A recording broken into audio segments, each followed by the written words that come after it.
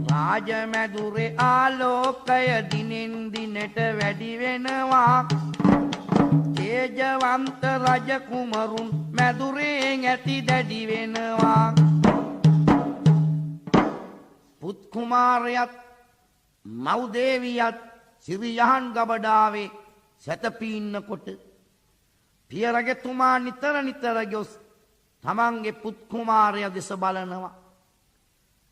දැන් මේ පුංචි කුමාරයා රාජමාලිගාවට මිනි පහනක් වගේ ලදරු වයස පසු කරමින් ළමාවියට පා තැබුවා.